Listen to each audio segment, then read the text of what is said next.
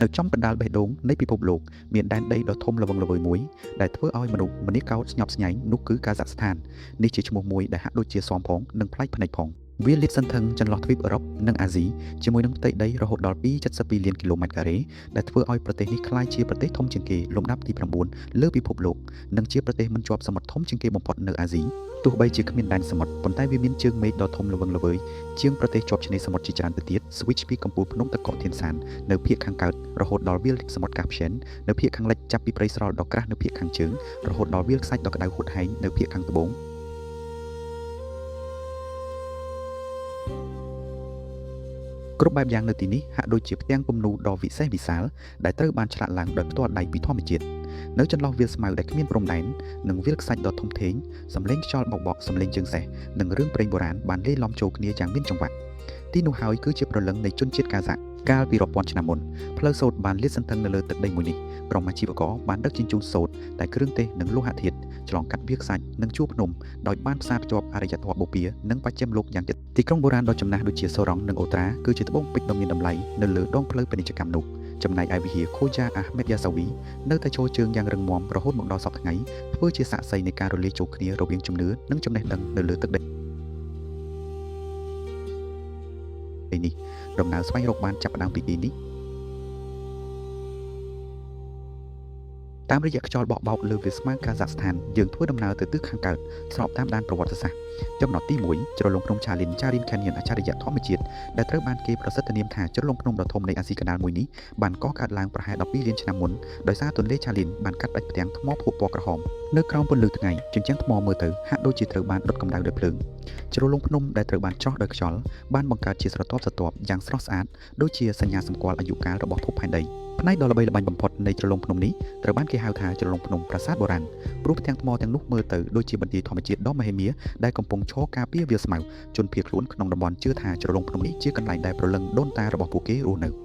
ៅមានរឿងព្រេងនិទានថាបន្ទាប់ពីអ្នកចម្បាំងបុរាណបានពលីជីវិតព្រលឹងរបស់ពួកគេបានប្រែក្លាយទៅជាផ្ទាំងថ្មដើម្បីការពារកុលសម្ព័ន្ធដោយឡែកអ្នកវិទ្យាសាស្ត្របានរកឃើញព្រៃដើមឈើអសឧបទានអាឈដ៏កម្រនៅបាតជ្រលងភ្នំដែលជាប្រភេទរុក្ខជាតិបុរាណបន្សល់ទុកតាំងពីយុគសម័យទឹកកកដោយវាបានបញ្ជាក់ថាកាលពីរាប់លានឆ្នាំមុនទីនេះមានអាកាសធាតុសើមជាងនេះកាលពីរាប់រយឆ្នាំមុនទីនេះធ្លាប់ជាស្ថានីយ៍ឈប់សម្រាកនៅលើផ្លូវសូត្របុរាណក្រុមអាជីវករបានទម្លាក់សត្វអូតបង្កាត់ភ្លើងគប់និងសម្រាកមួយយប់នៅក្រោមស្រមោលជញ្ជាំងថ្មក្រហមនៅក្នុងសម័យសហភាពសូវៀតទីនេះគឺជាឋានសួគ៌របស់អ្នកភូមិសាស្ត្រពួកគេបានស្វែងរកការចងចាំអំពីអាកាសធាតុផែនដីនៅក្នុងផ្ទាំងថ្មភក់និងថ្មកំបោរសប្តាហ៍ថ្ងៃនេះវាត្រូវបានដាក់បញ្ចូលជាតំបន់ការពារបេតិកភណ្ឌធម្មជាតិខ្យល់នៅតែបន្តបក់ជ្រលងភ្នំនៅតែបន្តស្ងប់ស្ងាត់ប៉ុន្តែវាបានប្រាប់យើងអំពីអំណាចនៃពេលវេលាដោយគ្មានសម្លេង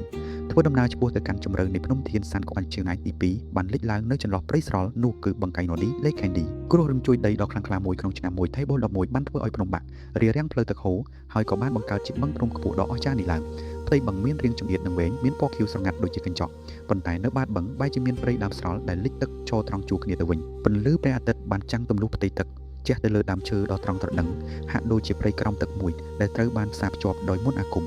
អ្នកវិទ្យាសាស្ត្រហៅវាថាបឹងថ្មីនៅក្នុងពេលវេលាភូមិសាស្ត្រទោះបីជាមានប្រវត្តិតែជាង100ឆ្នាំក៏ដោយប៉ុន្តែវាបានបង្កើតប្រព័ន្ធអេកូឡូស៊ីដ៏ប្លែកអស្ចារ្យមួយទឹកបឹងមានភាពត្រជាក់ខ្លាំងជាប្រចាំដោយសីតុណ្ហភាពមិនលើសពី6អង្សាសេឡើយហេតុនេះហើយទើបដើមឈើទាំងនោះមិនរលួយសោះបើទោះបីជាឆ្លងកាត់អស់រយៈពេលជាង1សតវត្សរ៍ក៏ដោយតាមរឿងព្រេងបឹងនេះត្រូវបានការពារដោយព្រលឹងព្រៃឈើដែលអាចជួយជំរះចិត្តគំនិតមនុស្សឲ្យស្អាតបរិសុទ្ធក្នុងសម័យសូវៀតទីនេះស្ទើរតែគ្មាននរណាម្នាក់ដឹងឡើយមានតែសិស្សានុសិស្សនិងអ្នកផ្សងព្រេងមួយចំនួនតូចប៉ុណ្ណោះដែលមកសិក្សាស្រាវជ្រាវម្ដងម្កាលប៉ុន្តែសប្តាហ៍ថ្ងៃនេះវាបានក្លាយជាដែនដីដ៏វិសុទ្ធសម្រាប់អ្នកចូលចិត្តមុជទឹកមនុស្សម្នាបានមុជចូលទៅក្នុងទឹកបឹងដ៏ថ្លាឆ្វង់ដើម្បីស្វែងរកស្រមោលព្រៃឈើដែលបានសម្រេចលង់លក់អស់រាប់រយឆ្នាំ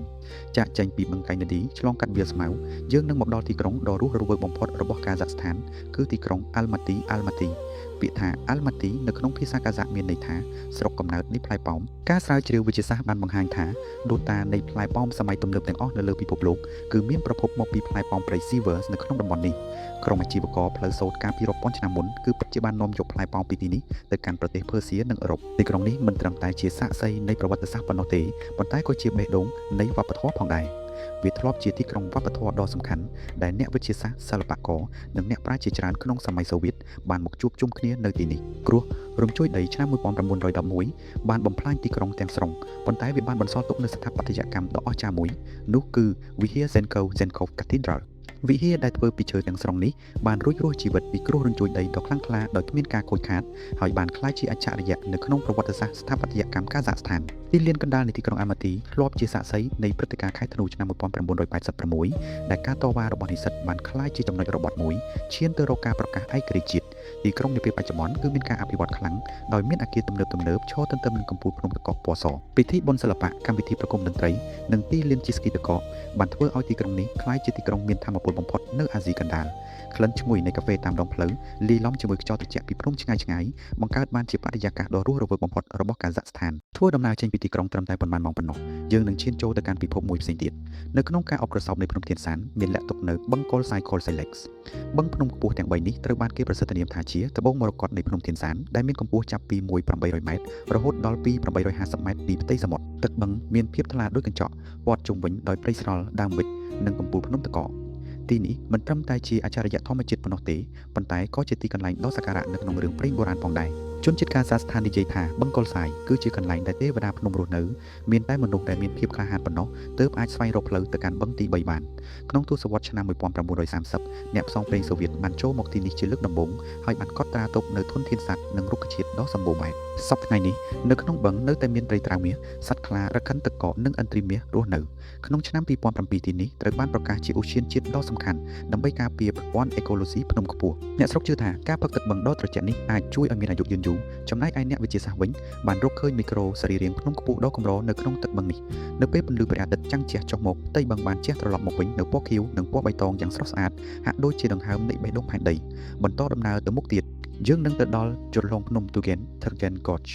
ជ្រលងភ្នំនេះល្បីល្បាញដោយសារទឹកធ្លាក់និងប្រភពទឹកក្តៅអូសាស៊ីសក្នុងនោះទឹកធ្លាក់កៃរ៉ាមានកម្ពស់ធ្លាក់រហូតដល់ជាង55ម៉ែត្រដោយហូរធ្លាក់ពីលើតំបន់ព្រិលទឹកកកបង្កើតបានជាផ្សែងទឹកយ៉ាងប្រកាសកាលពីរាប់ពាន់ឆ្នាំមុនទីនេះធ្លាប់ជាមជ្ឈមណ្ឌលស្លលោហៈសម្រិទ្ធរបស់ជនជាតិសាកា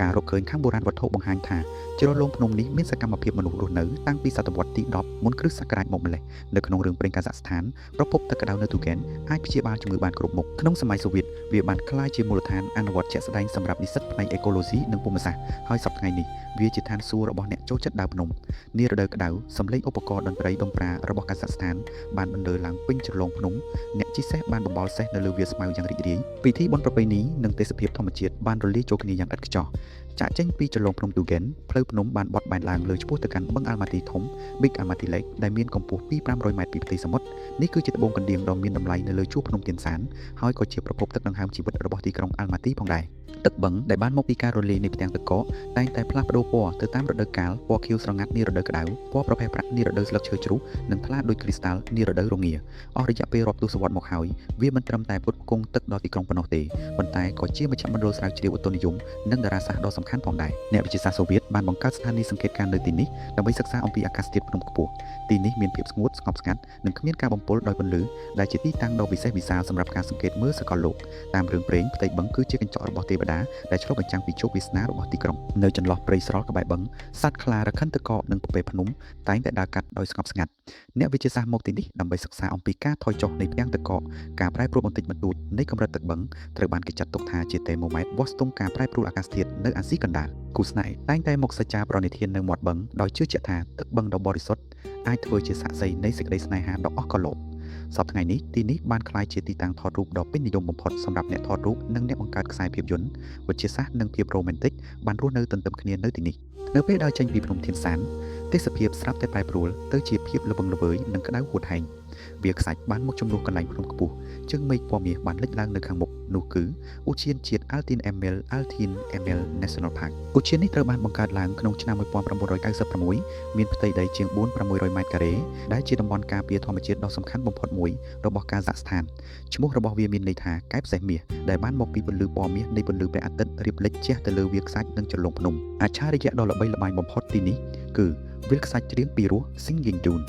នៅពេលដែលខ្យល់បក់កាត់គ្រាប់ខ្សាច់ទីទួលខ្សាច់នឹងបញ្ចេញសំឡេងយ៉ាងក្រហមរណ្ដំដូចជាសំឡេងឧបករណ៍តន្ត្រីធំមួយ អ្នកវិទ្យាសាស្ត្រពន្យល់ថានេះជាលទ្ធផលនៃការកកិតនៃគ្រាប់សាច់ប៉ុន្តែអ្នកស្រុកនិយាយថានោះជាសម្លេងតន្ត្រីរបស់ទេវតាដើម្បីរំលឹកមនុស្សលោកឲ្យចេះគោរពធម្មជាតិទីនេះមិនត្រឹមតែមានអច្ឆរិយៈធម្មជាតិប៉ុណ្ណោះទេប៉ុន្តែក៏មានស្លាកស្នាមប្រវត្តិសាស្ត្រផងដែរអ្នកបុរាណវត្ថុវិទ្យាបានរកឃើញមកការវើបុរាណនិងសំណង់ថ្មរាប់ពាន់កន្លែងនៅក្នុងឧទ្យាននេះវត្ថុបុរាណដែលបានកោះកាយបង្ហាញថាជនជាតិសាកាបានរស់នៅទីនេះតាំងពី2-500ឆ្នាំមុនមកម្ល៉េះមានរឿងដំណាលថាស្ដេចចម្បាំងចិនគីសខានធ្លាប់បានដឹកនាំទ័ពឆ្លងកាត់ទីនេះនិងបានបន្សល់ទុកនៅដានជើងមិនចេះរលាយព្រៃដើមឈើហូវយ៉ាងនៅក្នុងឧទ្យានមានភាពចាស់ជរានិងរឹងមាំខ្លាំងដោយដើមឈើជាច្រើនមានអាយុកាលជាង700ឆ្នាំដែលនៅតែឈរជង់យ៉ាងរឹងមាំទោះបីជាស្ថិតក្នុងខ្យល់ខ្សាច់ដ៏ស្ងួតហួតហែងក៏ដោយសប្តាហ៍ថ្ងៃនេះសត្វពពែភ្នំសត្វក្តាន់និងសេះព្រៃបំផុសខ្លួនរត់នៅលើវាលស្មៅបង្ហាញពីនិមិត្តរូបនៃជីវិតនៅលើទឹកដីនេះទីនេះគឺជាដានជីវិតរួមគ្នារវាងមនុស្សជាតិនិងធម្មជាតិជាវីរកថាដ៏អស្ចារ្យមួយដែលគ្មានសម្លេង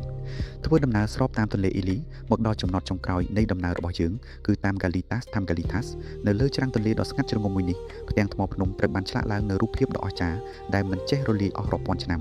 រូបព្រះពុទ្ធព្រះពោធិសត្វតួអក្សរធម៌និងនិមិត្តសញ្ញាផ្សេងៗគំនូរចម្លាក់លើថ្មទាំងនេះគឺជាភស្តុតាងដ៏មានតម្លៃនៃការរីកសាយភាយនៃព្រះពុទ្ធសាសនាមកកាន់តំបន់អាស៊ីកណ្ដាលនាសម័យមជ្ឈិមសម័យដំបូងដោយវាបានធ្វើជាសាក្សីនៃការហូរចូលនៃសាសនាវប្បធម៌និងអរិយធម៌មនុស្សបុរាណបានជិះសត្វអូតដើរតាមដានផ្លូវសូត្រហើយបានឈប់សម្រាកនៅទីនេះបួងសួងនិងឆ្លាក់រូបនៅលើផ្ទាំងថ្មដើម្បីទុកជាចំណាំឆ្លងកាត់ខ្យល់បក់រាប់ពាន់ឆ្នាំរូបភាពទាំងនោះនៅតែមានភាពច្បាស់លាស់ពន្លឺព្រះអាទិត្យចាំងជះលើជញ្ជាំងថ្មហាក់ដូចជារូបព្រះពុទ្ធដែលកាន់ផ្កាឈូកទាំងនោះកំពុងតែញញឹមដាក់យើងតាម Galitas មិនត្រឹមតែជាស្ថានីយ៍ប្រវត្តិសាស្ត្រប៉ុណ្ណោះទេប៉ុន្តែក៏ជានិមិត្តរូបដ៏សំខាន់មួយដែលបង្ហាញពីទីតាំងដ៏ប្លែកអស្ចារ្យរបស់កាហ្សាក់ស្ថាន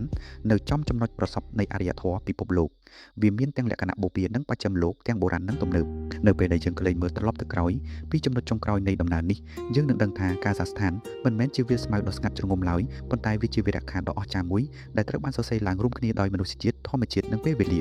ភ្នំនិងទន្លេរបស់វាកំពុងតែប្រាប់យើងអំពីការចងចាំដ៏ចំណាស់របស់ភពផែនដីទីក្រុងរបស់វាកំពុងតែលេងនៅបទភ្លេងនៃសម័យទំនើបចំណែកឯប្រជាជនរបស់វាគឺកំពុងតែបន្តនូវភាពរឹងមាំនិងមោទនភាពចាប់ពីអតីតកាលឆ្ពោះទៅកាន់អនាគតកាល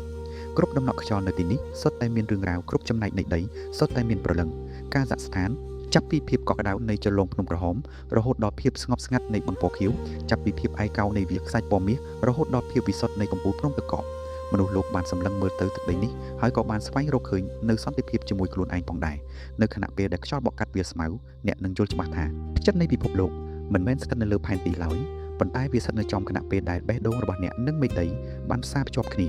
សង្ឃឹមថាវីដេអូនេះបានផ្ដល់ចំណេះដឹងនិងចំគោលដៅដែលបងប្អូនចង់ស្វែងរកសូមអរគុណចំពោះការចំណាយពេលវេលាទស្សនាវីដេអូនេះ